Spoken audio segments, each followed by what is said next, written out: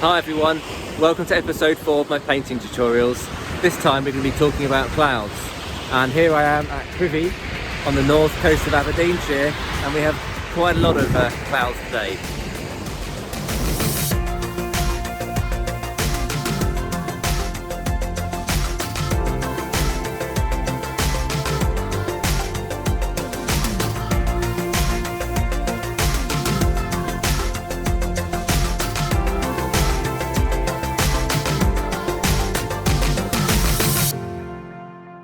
And in this episode we're going to be talking about this painting here, which is a skyscape on the west coast of Scotland.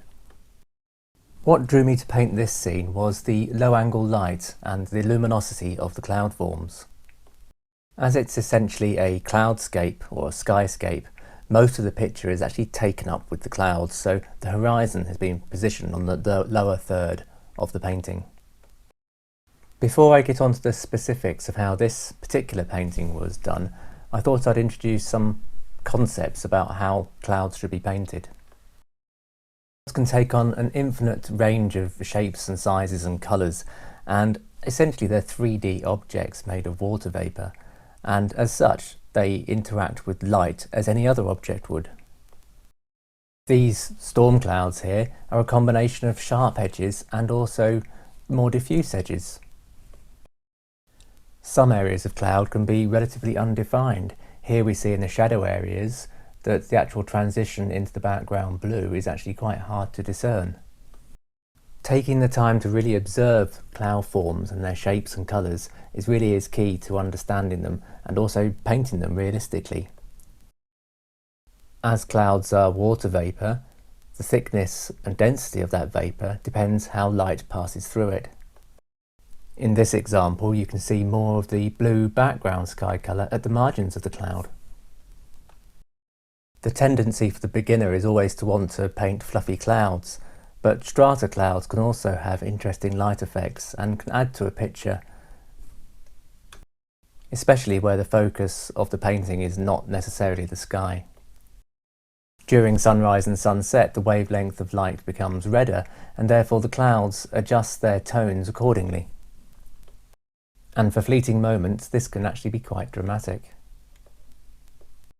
It's getting the colours and the overall tonal balance of the sky that I think is the most important thing in getting a realistic looking painting. And I'd stay away from painting the overly dramatic, such as these undulatus clouds that occurred in Aberdeenshire a couple of years ago. I'm just going to talk about some of the key factors that you need to consider when painting clouds using this reference photo.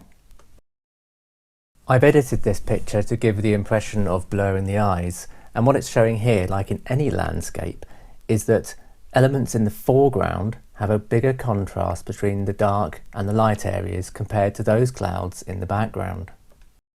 In this altered image, it's actually very hard to discern the highlights and the more shadow areas in those very background clouds. Tone and contrast are not the only factors when trying to create a recession or depth in a skyscape. The rules of linear perspective also have to be obeyed.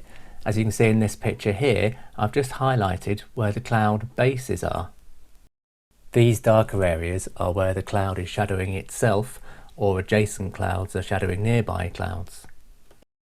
Now, depending on your cloud distribution, the bottom of the clouds should be more visible in the clouds nearest to you, and as you go down towards the horizon, these bases should become thinner and also stacked closer together. One of the biggest mistakes people make when painting clouds, certainly as a beginner, is reaching for the black and white paint and mixing together to make a grey. And this can be jarringly obvious in some paintings.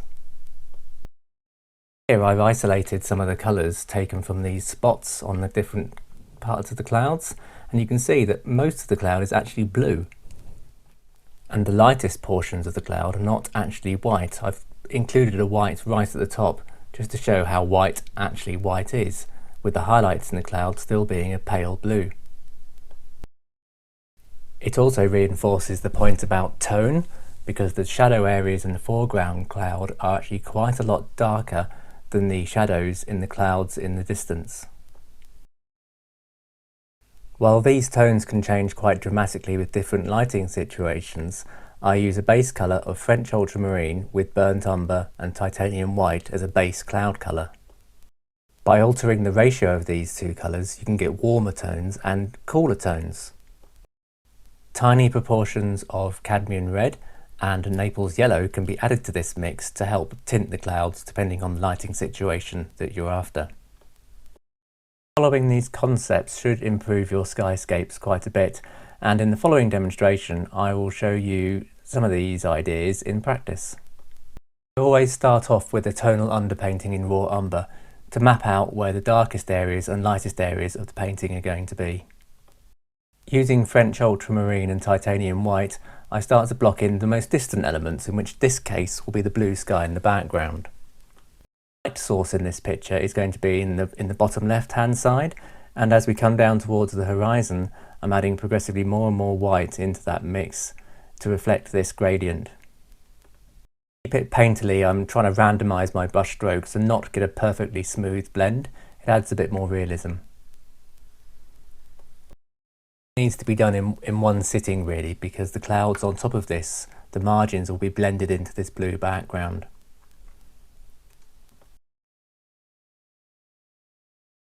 Where I think some of those brush marks are a bit too heavy, I then use a fan brush to iron some of them out and aid in a bit of blending. And it's important when you're using a fan brush that when you start going from dark areas to light areas is that you wipe the brush clean, otherwise you start introducing too much dark colour or light colour into the opposite sense. When it comes to painting the clouds themselves, I typically start with the shadow areas first, and here I'm using that French ultramarine and burnt umber mix, but being quite blue rich in this case, with a little bit of white. I'm starting to map in the cloud bases that are in shadow.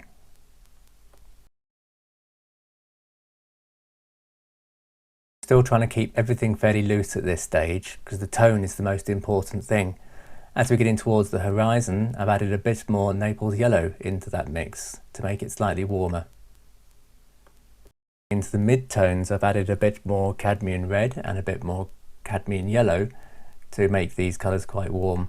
Now I'm blending in the edges of the clouds into the margins of the blue sky in the background, because as shown in the photographs the clouds get quite diffuse, and particularly when they're thin and wispy you can't really see the edges of the clouds that clearly.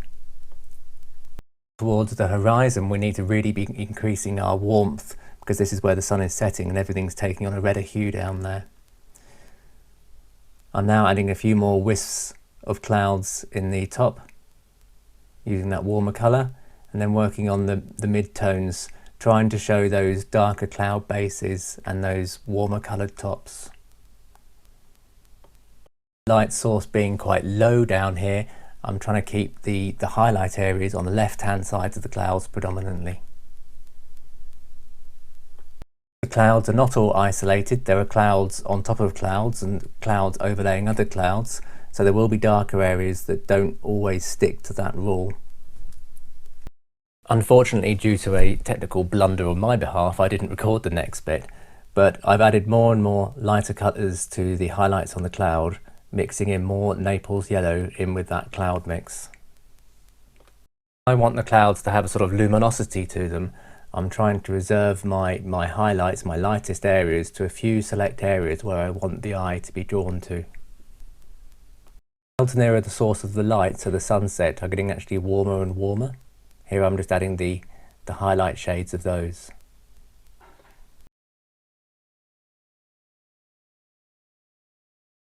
In the mid-tone areas I'm trying to get a bit more definition of the cloud shapes and mixing in some of that darker shadow area. So this is all done in one sitting with oil paints. Clouds nearer the horizon are lit on their underside and their top side as well, and I'm just trying to get in the very distant light red areas in the horizon over there, and then introducing some features of clouds in the horizon on the right hand side.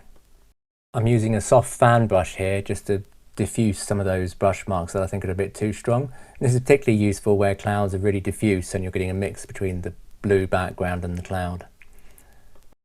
I'm progressively building up warmer colours on that face of the cloud there, and I want quite a sharp margin of where this cloud is in the foreground compared to the cloud in the background. I'm using this Naples yellow colour mix a little bit more, and then returning to do some of the darker cloud centres in those thin clouds in the distance. Notice how the clouds are quite narrow and thin now, because as we're getting down to the horizon, we're looking at the clouds at more and more of an oblique angle, so they appear closer together. So far this has been one sitting where I've put down the block-in main colour of the clouds. I now start to work in the sea, and as this painting is about the sky and the luminosity in those clouds, to get that effect I think the sea has to be relatively dark compared to the sky, but it also has to reflect some of that sky colour in order for it to actually look like a sea, which is a reflective surface after all. So the colours I'm using here are effectively the same mixes of ultramarine and raw umber that I'm using for the sky, except it's got quite a lot less white in it. Where the blue sky is reflecting, I'm adding more blue and a little bit of Naples yellow into there as well. Now the reference photograph I'm using just had sea in the foreground, but as I started painting this it looked a bit empty, and how it evolved, it looked like I could add in a beach on there and have some sort of waves coming in. With any painting with a sea in it, it's quite important to have the horizon straight. It really notices if you don't have it straight. But in this painting, due to atmospherics, I didn't really want a sharp line of that sea in the horizon, because it's sort of blurring in with the clouds a bit in the distance. So I've made it quite a soft edge, particularly on the right hand side of the painting where, you know, the eye is not really focused on that area. I'm effectively using the same colour for the cloud highlights now to add in the top side of the waves and the foam. I've been careful to try and mimic where the light areas in the clouds are with where they should be in the sea underneath. And these foreground areas, I'm trying to keep it quite loose and a bit abstract, because I don't want to draw too much attention to that. I really want the focus to be on the clouds. So this is a bit of reflection on the beach surface where it's wet, and so I'm using vertical lines to show that. I'm then going over the top of these and other areas, making more of a shallow wave forms by using a highlight colour just to define the tops of the waves.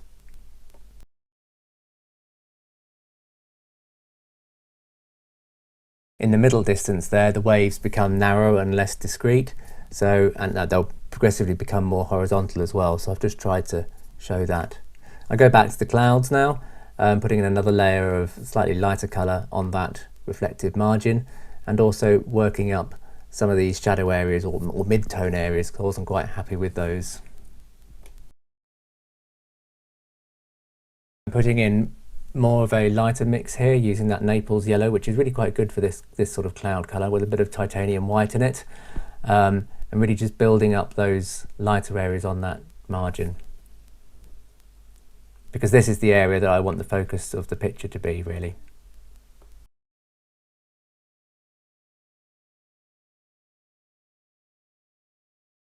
Clouds look more 3D. I'm actually introducing some lighter areas over the top of that darker area of the main face of the cloud, and this gives a 3D effect more of the cloud shape, because it is a 3D shape. Using a small dagger brush, I'm just adding those silver linings to those clouds, but they're not silver, they're actually a pale yellow-red sort of orangey colour. And down towards the horizon, I'm being quite careful to keep these really quite thin and also quite close together, and that gives that illusion of the clouds going into recession. I mainly use Rosemary & Co brushes, which are a brand from the UK. You can buy them online, and in my experience they are the best brushes you can get. There's a huge range of styles and varieties you can get, but I would recommend them. Now that darker cloud on the left, its upper margin will also be hitting the rays of the sun, so I've just added a silver lining to that and lightened it a bit. I thought it was a little bit too dark.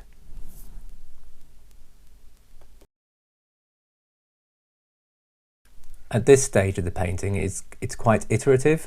I'm actually just pushing and pulling the different tones to try and get an overall balance. I'm using my finger there, you notice, to blur some of the margins where I don't really want to have detail in those distance clouds. I come back to doing the sea, adding a little bit more of a highlight in those foreground waves. I really want the lightest highlights on those wave crests reflecting directly underneath the lightest highlights in my cloud.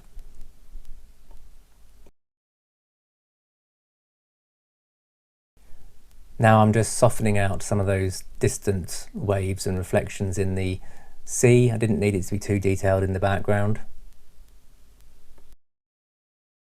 This has been edited from quite a few painting sessions, so after coming back to it I wanted to darken some of the clouds, and I've used a glaze using Liquid Original and Burnt Umber and French Ultramarine Mix, and also gone in and just put my highlights on those clouds, because I really wanted to reserve those right until the end to get that glowing effect.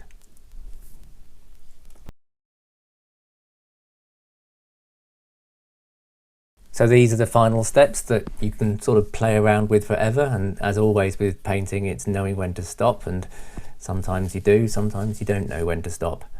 But it's good to leave a painting for a while and come back at it, stare at it from across the living room and see if it's working. And if you think it's working, generally just leave it alone.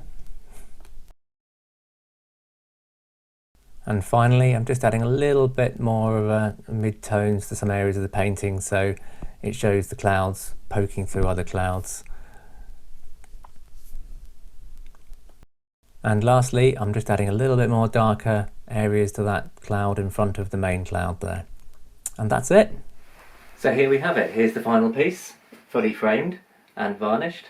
I hope you've enjoyed watching the demonstration. I hope you've learned something about painting clouds. I'm always learning new things.